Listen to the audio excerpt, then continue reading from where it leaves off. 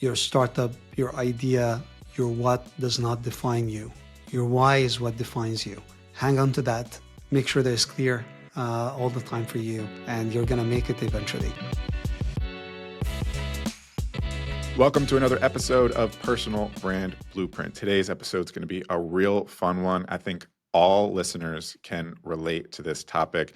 We'll be talking about entrepreneurial mental strength and resilience and what it means to be an entrepreneur, not just from the business side, but really kind of the internal side of it, the internal strength that we need in order to become an entrepreneur and maintain entrepreneurship. So that's why today we have Mohamed Ahmed, or as we like to call him, Mo. So Mo, welcome to the show. Hey, Dave. Thank you very much for having me here. It's a pleasure to be with you. Wonderful. Yeah, this is going to be a good conversation. I know we were kind of talking pre-pod about the difficulties of entrepreneurship, not just, again, from like the business day-to-day stuff, but also just the kind of the resilience side of it. So I think it's conversations we don't really have enough of, being that, as I was kind of joking, you know, if you were to be taking the entrepreneurship pills, there should really be that label, that warning on the label that says, you know, it comes with a lot of side effects. So I want to get into that today. So why don't we start with kind of introducing, you know, who you are and kind of what are some of the things that you got going on? Absolutely. So yeah, to your point, there is a lot of subtext that everyone need to read. But maybe quickly about me. So I started my career as an engineer. I got my PhD in computer science, and I got into big companies by just coming here to Seattle and joining Microsoft. And then I worked at AWS, joined another late stage company, and I learned a lot about products and engineering. And back then I thought that, okay, I'm ready to build my own company. I'm ready to build a product. Again, like any entrepreneur would be thinking of, you know, I'm going to make an impact to this world. I'm going to make a change. Let me build a great product.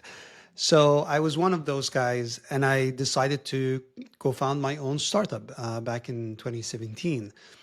And even though I read a lot about entrepreneurship, I even did some formal education at Stanford about entrepreneurship and innovation. But in the first 2 years of my journey as a CEO and founder of this company, I did all the mistakes that they told me not to do.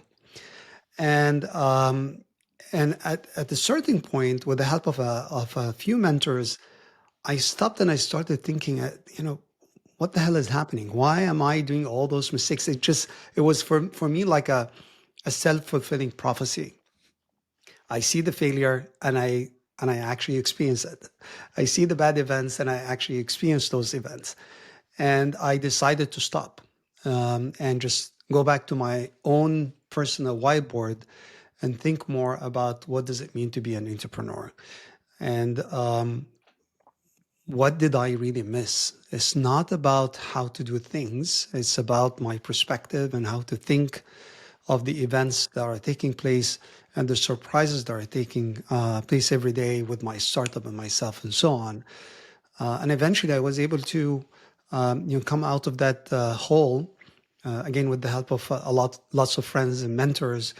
And that what made me think of what would be the framework that any entrepreneur should follow to become a successful entrepreneur and to separate themselves from whatever is going on with their business. You can be a successful entrepreneur even if your company eventually does not make it.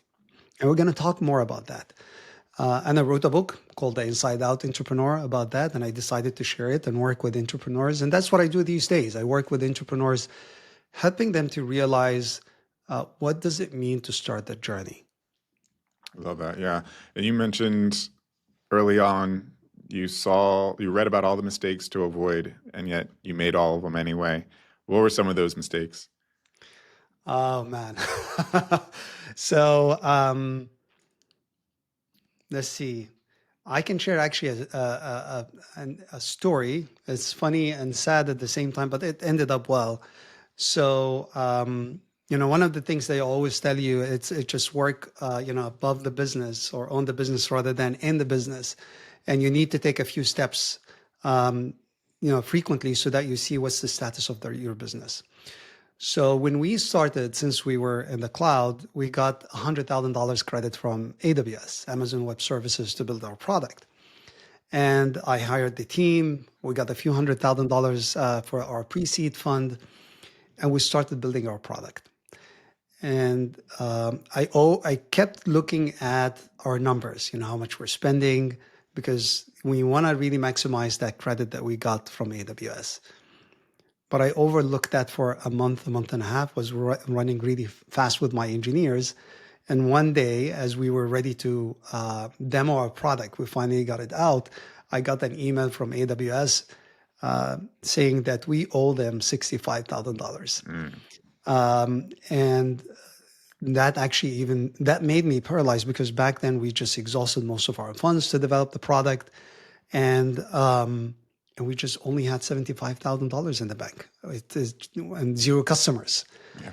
And the mistake that I did specifically there is that I was not able to make a decision for a really extended period of time. So we kept going, and I was not able to make a decision. What do I need to do with AWS? I was paralyzed for more than 4 weeks. And the reason is because I engaged my emotion too much, and I was not able to break that emotions loop. And we can get into that more in depth later on. But that made me just, like a snake actually just turning around me, and I'm not able to really react or respond to that. And that's something that you shouldn't do. You always need to detach yourself from the situation and think about it. And on and on and on around hiring people and making late decisions to let go of the ones who are not really adding value to the business.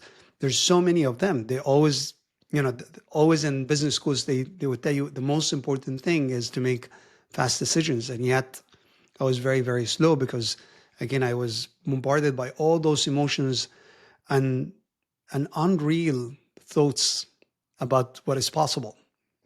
Whatever that came to my mind, I would say 95% of those negative thoughts and potential outcomes did not happen.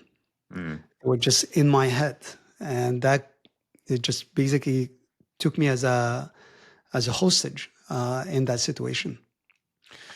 Speaking of mistakes, what do you think is the most common mistake that you see entrepreneurs making, and what's holding them back? The most common mistake is not really conditioning and preparing themselves for the journey.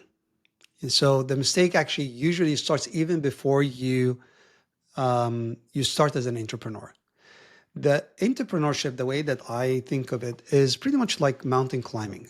Mountain climbing is usually it's an unforgiving journey. It's a tough journey. And if you go and talk to any mountaineer, they would tell you, before any trip, I would go and condition myself. They would need to condition themselves physically, mentally, emotionally, and so many things that they need to get themselves ready for. Entrepreneurship is the same thing. If you do not think of it as a journey that you need to condition yourself for, it's going to be hard. And that's what happened with me. I just decided to jump. Another way that I visualize it is pretty much like you're walking by, you saw a big mountain, you're just wearing flip-flops and a jeans, and you decided to climb. That's what most entrepreneurs do. Rather than getting the gear ready, getting yourself ready, getting a mentor, getting someone who would be with you on that journey, and thinking really deeply about that, because the journey is really tough. That's the number one mistake. And it's not something that you would do it once and you're done. And that would be the second mistake that most entrepreneurs do, is not to maintain themselves during the journey. You need to take breaks, take a step back, think again where you are in that big journey, and reevaluate and just recharge yourself and continue your journey. These two are the most common mistakes. Most entrepreneurs, they just get into it spontaneously with very little planning. Yeah, I see this time and time again. I mean, obviously, we've all been through this ourselves, but so it's easy to play Monday morning quarterback or hindsight 2020 with this. But those people who are in a corporate job right now, but thinking about venturing into entrepreneurship, whether that be through like a software product or a physical product or even coaching, there's this gap between the kind of the perfect world vision of where they see themselves in like 2-3 years with this thriving business, and everyone wants to come and work with them or buy their product, and they're just in their corner office in New York, just thriving, and somehow they don't see all the steps and failure and emotional stress and everything that needs to go wrong to go right between then and success. And most likely your first 10 businesses that you launch aren't going to be successful. What is that? Like what is going to like the person who hasn't taken the entrepreneurial leap yet, but has kind of this, rainbows and butterflies vision of I'm going to go jump into entrepreneurship and I'm going to go crush it.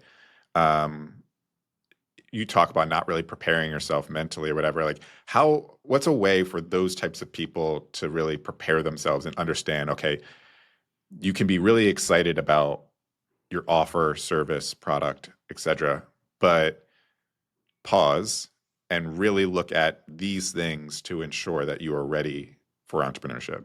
Yeah, yeah. Number one, so all what you just visualized is what the media would typically portray about entrepreneurs, right? They would show you that overnight success. And it's unfortunate because again, that's the role of the media, is to show you the uncommon, show you the what would make things shiny and attracting to you. Because again, they're looking to get people to read and follow them. The number one I would say advice is, I always tell entrepreneurs this: go and visit the startups graveyard. That's number one. And what I mean by that, there are many websites that track startups that raise millions, sometimes hundreds of millions of dollars, and they eventually failed. So that's the number one fact, that having a startup or an entrepreneur appearing in the media as really super successful company or entrepreneur does not always guarantee that you're going to end up, being a public company or acquired. So that makes you, more humble about the experience and who you are as an entrepreneur, because seeing the possible failures will balance that image that you just portrayed to us.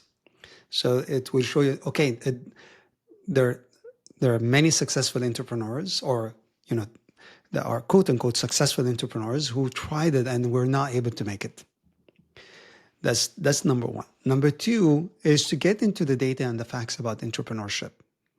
There's this Harvard study that talks about the average age of a successful entrepreneur in the Bay Area or in the Silicon Valley. The typical perception, if you're just getting your data from the media, someone early 20s, crazy Harvard or MIT or Stanford Stanford, yeah, dropout. yeah. Exactly.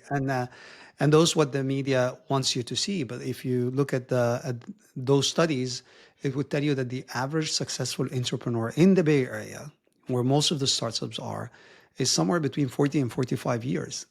And you typically do not hear about those guys, because that's what's typical in the business. Media usually shed the light on what's uncommon, either stellar successes or big failures that just worth someone's attention. But the other in between, which is the majority, and which how the business should usually run, is what I encourage entrepreneurs to go and read about and learn about.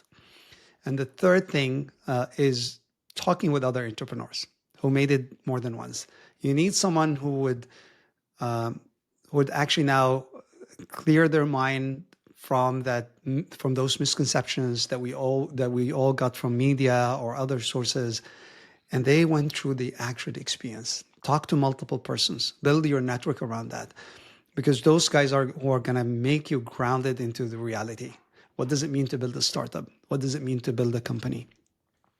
And there is also another Funny thing, most entrepreneurs, again, if you talk with them, if you ask them about what's the biggest source of funding for any company to start, where would you get funding for your company? They would tell you VCs. But many entrepreneurs get surprised that there are actually five more other sources of decent funding for your startup where you can still get started without getting into the high velocity, high risk kind of investments like VCs. Nothing wrong with VCs at all. I work with them, and they're visionary people, and they are actually the ones who are giving steam to the innovation that we see right now. But for you as an entrepreneur, you need to find that balance and understand where you are in the journey and what's the best funding for you. An example of a company that almost everyone knows about is called Calendly, and this company is a huge company. Those guys, by the way, did not pursue VC funding before they reached almost $70 million ARR. So they did not even start with VC money.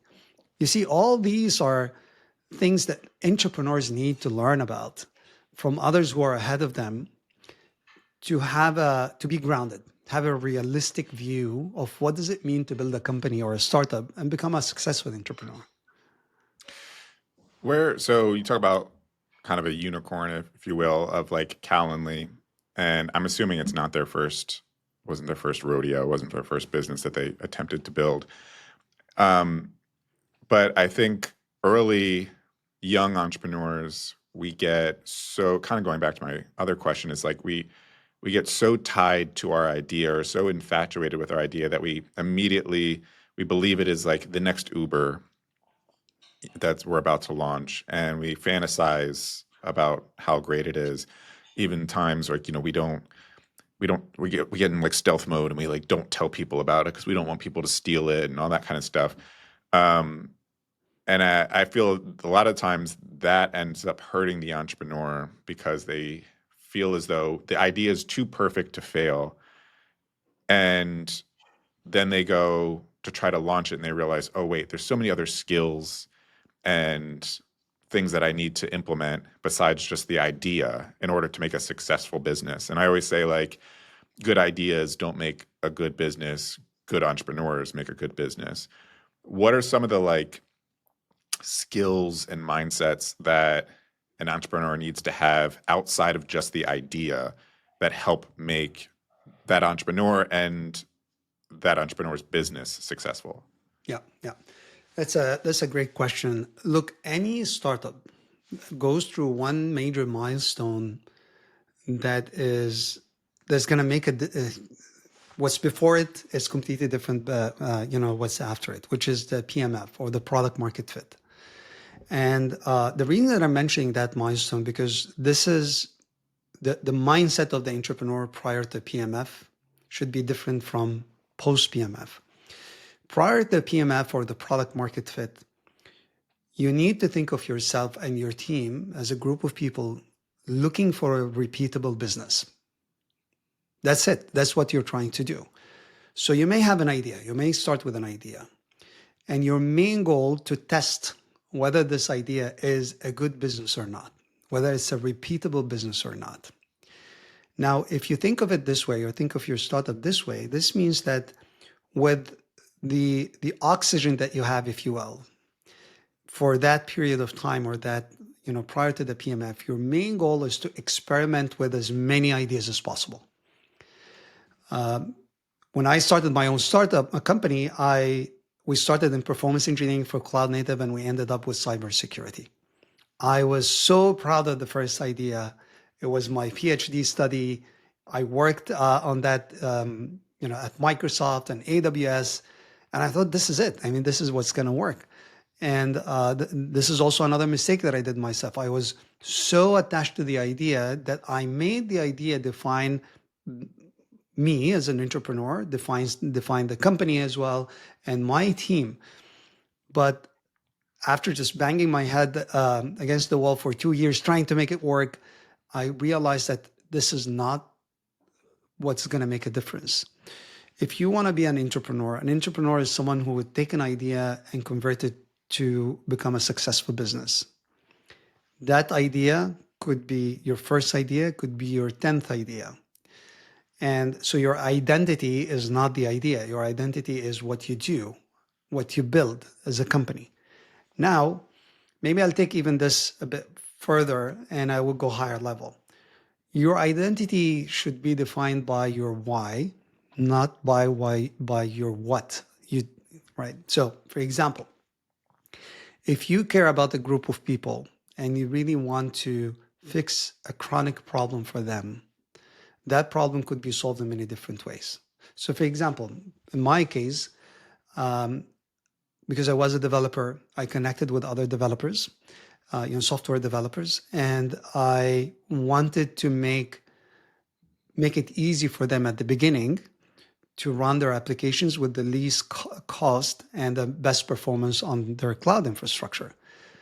And then as I was going through the journey of validating my idea and trying to sell it, I realized that this is not really their top concern. So I took a step back and I talked with some of my potential customers to understand what they care about. And I realized the most important thing for them at that point is, how do I secure that application? What really, keeps them awake is not the performance, is not saving money, it's their applications being hacked. Now I went back to my why and said, okay, this could be an opportunity for me and for them, is to help them secure their applications on the cloud. Now I detach myself from my idea and I focus on my why, and I decided to now move on to the next one. Now I learned that by mistake. I learned, or trial and error. And I would recommend most of the entrepreneurs to have someone again who is ahead of you in that journey, who can help you to detach yourself from this idea as early as possible. It took me 2 years. It should have taken me 3 months only, or 2 months only. So that's actually how the framework that I would recommend everyone to have in mind. Think of your why. That's your main focus. And now what you do does not define who you are, does not define your company. You can iterate from one idea to another until you find the idea that really going to impact the lives of the people that you care about, or the customer segment or the market segment that you care about at the end.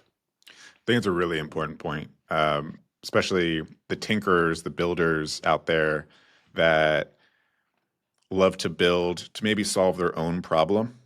So they attach themselves to the product or service so much that they're like, well, it solves my problem. And then they go to then productize it and enter it into the world, into the market, and realize that how you solved your problem isn't necessarily how other people want to receive it or something, right? So it's not productized. There's no product market fit because other people aren't willing to pay you money for it. So if you are, you have to be willing to share your idea, to get feedback, to alter and change and pivot yourself away, as you're saying, from being so attached to your baby. And it's not the only way to solve that problem. Your focus is solving a problem, not the how to solve that problem. So I really like that. One thing, I'm a strategy guy. I'm a thinker. I'm a tinkerer. I'm a builder.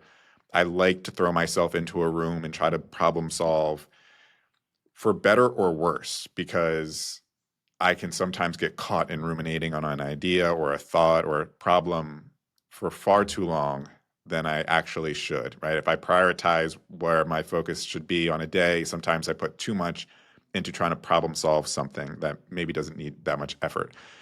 So that kind of keeps me stagnant in some cases because I'm caught on that idea or problem. And I enjoy doing it, but it's the ROI when I should be probably focused on some other things, make that kind of calculation. While I feel maybe some others who don't get their kicks off of strategizing and tinkering and building and all that kind of stuff, and more so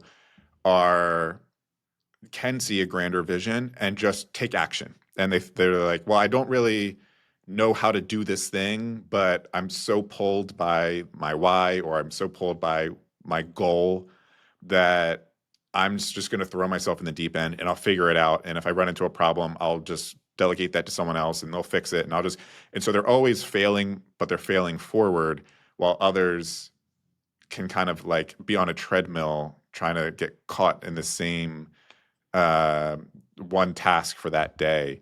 What is that? Like, why do I feel? And for better, for a lack of a better term, sometimes I feel people who don't necessarily have the skill set for certain things are kind of like, is a lack of a better term, are kind of like blessed with ignorance, if you will, that they just move forward no matter what, even if they don't understand something, but they're just still always moving towards something. While people who are kind of have like a higher maybe intelligence and pride themselves on that to strategize deeper on something get caught. And so while the kind of lower, I won't say lower intelligence, but like lower ability for something is able to make progress and move forward, while maybe some of the more higher IQ people kind of stay stuck. What is that, and how do we like avoid that essentially? Yeah, absolutely. Now you touch on a very very important point, and there's, as you mentioned, there are people who are, have the tendency to just get into the weeds and do things and start to build stuff, and there are people who would get caught into planning what if, and they want to make sure that they are, whatever they're executing on is the right thing. The reality that you need a mix of both. The way that I think about it, there's a planning mode, there's an execution mode. The planning mode is where you need to really slow down. By the way, both of them need to be time bound, or you need to box them. So the planning mode is where you think of where's my next destination, right? Where am I heading to? So let's say you're saying to yourself, you're giving yourself, let's say 10 weeks, and you want to execute or try 10 possible experiments in those 10 weeks. Every week, you're going to try an idea. And then if it works, you're going to continue experimenting with this idea. If it doesn't, then you move on to the next one. So you have a planning mode at the beginning of each week. And that planning mode, or that day where you plan things, try to understand what is the idea, who's your target customer, what's the kind of problem you're solving, is it a really big problem, is it really a critical problem or not? This is where you need to really slow down. And sometimes having this, as we call it, the time-based island, you just isolate yourself in that at that given time, whatever that window, 4 hours of just planning. Every time you try to go and execute something, you just hold yourself. You're saying, I'm going to get to that. And then once you're done with the planning and you get into the execution mode, you should not go back into planning. So for the first type of people who like to plan a lot and they want to have quote unquote perfect action before they start, or perfect plan before they start, if you time box it, that will force you, there's a time where you need to stop. There's always that diminishing returns of extra planning.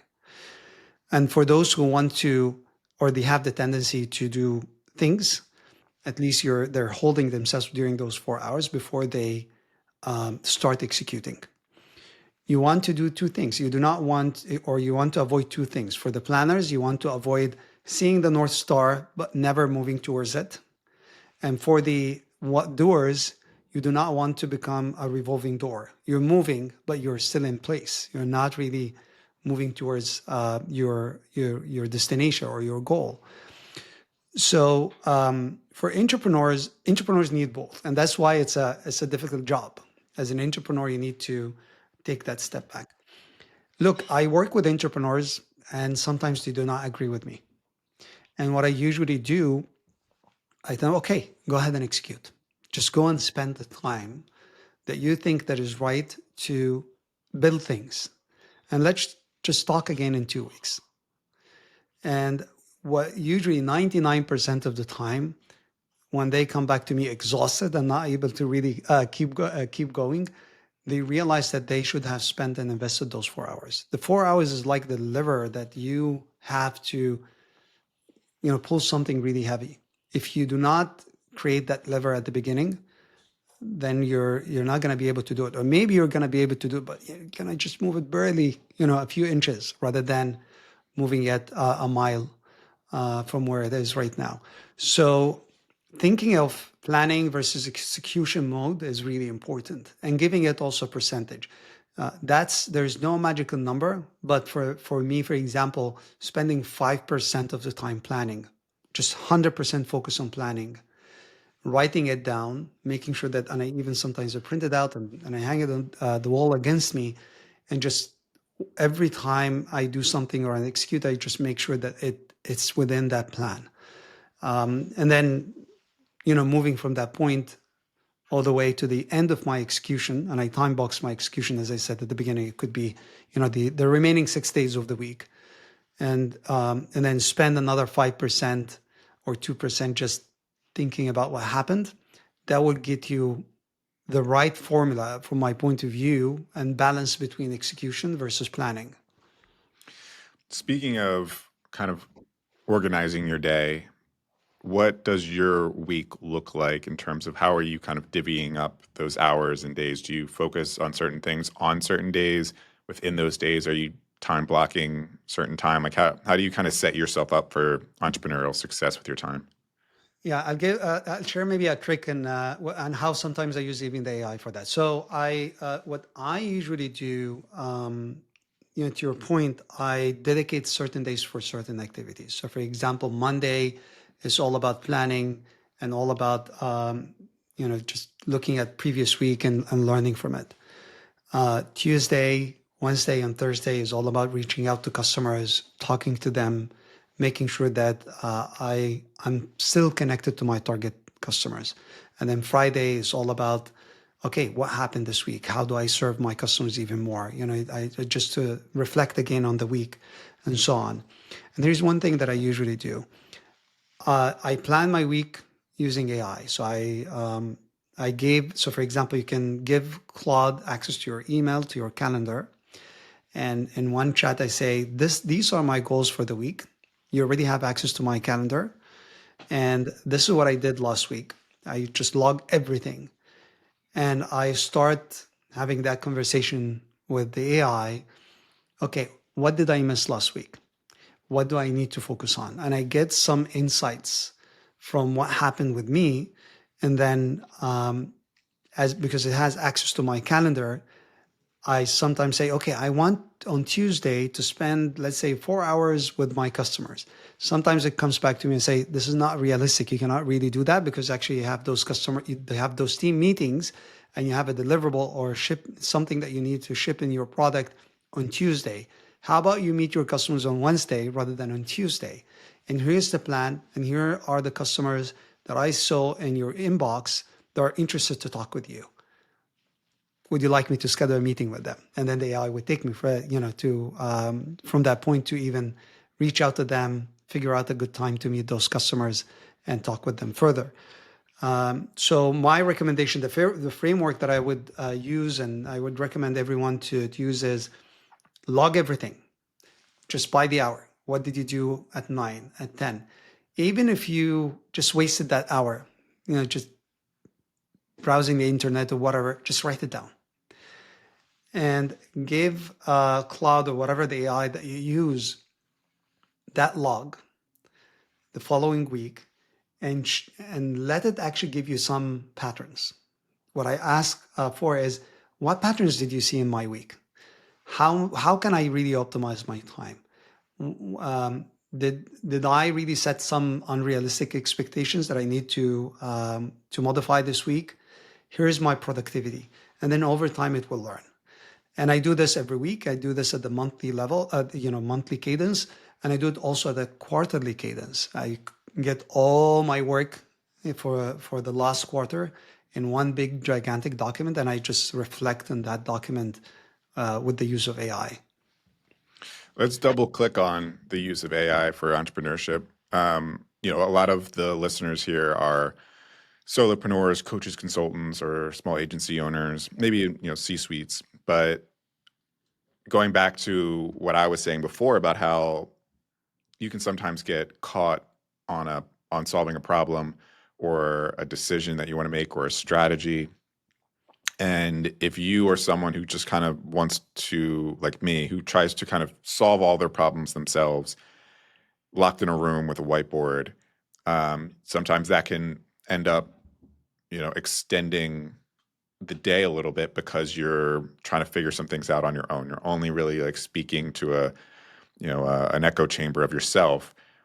So there's times that sometimes I'm like, you know what, I got to just go to AI and just kind of give it the problem I'm facing, give it what I'm thinking about, and see what it comes back with. And maybe it'll help me finally kind of solve my problem here, or just at least give me like a sounding board here to think about other options. What are some of the other ways that you personally, or you suggest that maybe some of these solopreneurs who want to, um, be more decisive or whatnot in their decisions can use AI for just helping them at least maybe get out of some traps mentally with decision making Yeah. and helping kind of move along projects? Yeah, absolutely. Now, as you mentioned or implied, AI is not going to make a decision for you. It's just going to open up for you some different ways to think about the problem. Now, what's the best way to do that? There are two critical elements that you need to bring to the AI to allow it actually to give you those options. Number one is enough context about your problem. And that's why writing is very, very important. Just log everything. Write it. Sometimes, by the way, Dave, I write my own emotions. Why, what am I feeling right now? And why I'm feeling this way. And I just keep documenting those so that I do not only handle the mechanics of it, but also try to improve my own perception and how I feel about it. A bit more of Because like a that's diary entry kind of thing. exactly that's super critical because there's the character and personality aspect of it. Did you feel frustrated here and so on? Because it will guide you also through that. So that's number one. Number two is giving your AI the ability to do things and even pull context, more context than the one that you can give it. So, for example, I built my own MCP servers and I connected to Claude desktop. And just for everyone, MCP server is just that piece of software that would allow your LLM or your AI to make API calls and access data from different systems in simple terms. So I built an MCP server, for example, that connects with my CRM. So if I want to connect with customers, for example, and I want to prioritize those customers based on certain parameters, I ask Claude to go and get me the least active customers for the last 30 days that I need to connect with. So I'm not only giving it what I want to do and my goals, but also I'm giving it access to my database, my CRM. So you're gonna merge those together. So these two, that's why for any entrepreneur, it's important to learn how to use the AI beyond just giving it simple text. Make sure that it acts as your companion, as your EA, right, executive assistant, that can access way beyond what you can just type on the keyboard. And once you combine these two together, the sky's the limit. You can connect it to your CRM, your email, your Slack, your calendar, your website. I even connected with, I did an experiment to connect it with my Telegram account. So sometimes while I'm driving, I just send it a voice message, giving it the task, and it just acts on that before I'm at my destination. I have the full results, and even it can read them back for me if I'm still driving. So you need to do all of that together, connect this, give the AI as much context and as much access to relevant data. It's going to be magical for you. I see the book in the background. What's kind of one key takeaway that you can kind of tease for us about what's in the book? Yes, it's not. So the book, maybe just some background about my book. It's maybe I'll bring it closer to the screen. Yeah, that's the book, The Inside Out Entrepreneur. The book actually talks a lot about what's going on inside us as entrepreneurs before we start the journey, when we start, and then when things get really dark. And this is one of the things that I personally care a lot when I work with other entrepreneurs. When I teach them, let's say, how to do the founder sales, or do their marketing or fundraising, we discuss a lot the psychological aspect of it. What doubts are you having? What negative emotions and thoughts that you're having in your mind, and how to tackle these? Because, by the way, the number one, I would say, speed bump that you would face as you're going through those phases of your startup is not the outside world. It's what's within. The doubts and the imposter syndrome and so many things that are taking place inside us. Those are the things that are slowing us down. Those are the things that are trapping us of the inaction world where you just keep thinking and contemplating about it. So the book is full of stories from my own journey and other entrepreneurs' journey that talks about how to build mental resiliency. How do you tackle those negative thoughts? How do you make sure that your emotions are not always taking over? How do you acknowledge them, not suppress them, and deal with them? And then how do you make progress? And how do you think of your journey as an entrepreneur beyond a single startup or beyond a single idea? To the point that we discussed earlier. You're not your idea. You're not your startup. You're much more bigger than that. You're much more important as a human being than just an idea or a startup or just a business. So the book actually takes that or talks about that dimension of entrepreneurship and how do you use it as a stepping stone for your success. Love that. Yeah, I always say that a successful entrepreneur is someone who has a good part tenacity and a good part audacity. And it's because you need to be tenacious to get through those difficult times, because there's going to be a lot of them. And like the audacity is a little bit of like needing to imagine a world that doesn't exist but believe it can, in order for you to like have the confidence to try to build that world, right? And that you are the one who should be building that world, right? Like you are giving yourself permission to try to change the world, so you have the audacity to do it. Um, yeah, I just always find those are typically like two skill sets that people who are able to be successful, they stick it out and they believe that they can, and one kind of helps the other. And that's definitely one of the hardest part. How do you, your company might look collapsing just in front of you, and yet you need to still believe that this company is going to become a unicorn one day, Right. Yeah. and keep pushing for that. A little bit of yeah, you have to be a little mentally ill sometimes to to be an entrepreneur, because you're living in a universe that everyone else isn't, but you believe will come true. Well, Mo, this has Exactly. been awesome. What's one thing to our listeners today that you maybe just want to like double down on, double click into, and make sure that they walk away with one lesson? Yeah, absolutely. Your entrepreneurship is a journey. You need to prepare yourself and condition yourself for that. And your startup, your idea, your what does not define you. Your why is what defines you. Hang on to that. Make sure that it's clear all the time for you, and you're going to make it eventually. Beautiful. And if people wanted to learn more about you and the book, where should they go? Yeah, absolutely. So my book is on Amazon, The Inside Out Entrepreneur. And also we have a small community that we're building and nurturing around the same idea. It's called boundlessfounder.co. That's the website.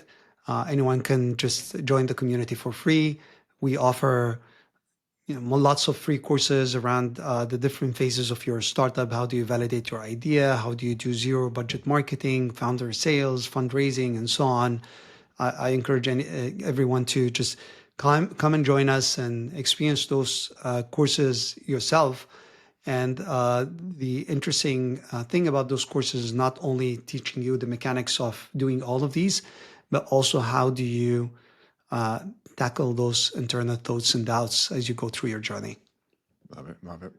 Well, this is great. Thank you so much for coming on today. Thank you very much, Dave, for having me. It was a pleasure to be here with you today.